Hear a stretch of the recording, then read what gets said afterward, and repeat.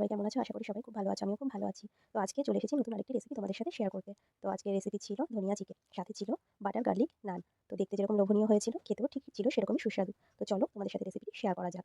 তো একটা কড়াইয়ে সাদা তেল কিছুটা গরম করে নিলাম। সাদা তেল গরম হয়ে এলে আমি ফোড়ন হিসেবে গোটা গরম মসলা, কিছুটা জিরে আর শুকনো লঙ্কা গরম করে নিলাম। তারপর কিছুটা পেঁয়াজ কুচি অ্যাড করলাম। তারপর সবগুলোকে ভালোভাবে নাড়িয়ে চাড়িয়ে ভেজে নিলাম। যখন দেখলাম পেঁয়াজ গোল্ডেন ব্রাউন কালার হয়ে এসেছে, তখন আমি কিছুটা টমেটো কুচিও অ্যাড করলাম। তারপর কিছুটা লবণ দিলাম। তারপর সবগুলোকে নাড়িয়ে চাড়িয়ে ভালোভাবে আমি ঢাকনা দিয়ে সেদ্ধ হতে দিলাম। তারপর ঢাকনা খুলে দেখে নিলাম যে ভালোভাবে সেদ্ধ হয়েছে কিনা। তো হ্যাঁ, দেখলাম ভালোভাবে সেদ্ধ হয়ে গেছে। তারপর আগে থেকে ধুয়ে রাখা চিকেনের পিসগুলোকে আমি দিয়ে দিলাম।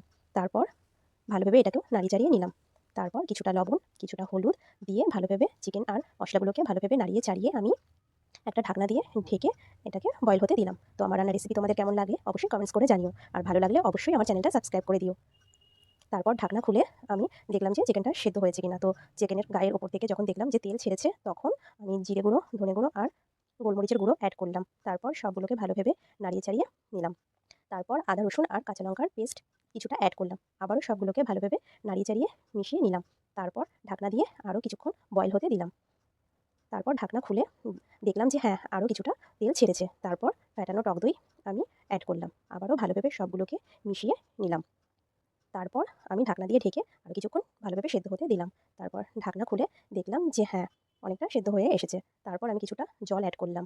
তারপর আবারও আমি সবগুলোকে নাড়িয়ে চাড়িয়ে ভালোভাবে মিশিয়ে আবার ঢাকনা দিয়ে ঢেকে দিলাম। তো আমার রান্নার রেসিপি যদি ভালো লাগে অবশ্যই লাইক, কমেন্ট আর শেয়ার করে দিও। তো তারপর আমি ধনেপাতা আর কাঁচা লঙ্কার পেস্ট দিয়ে দিলাম। দিয়ে কিছুটা বিট নুন অ্যাড করলাম। তারপর আবারও সবগুলোকে ভালোভাবে আমি নাড়িয়ে চাড়িয়ে আমার রান্নাটা কমপ্লিট করলাম।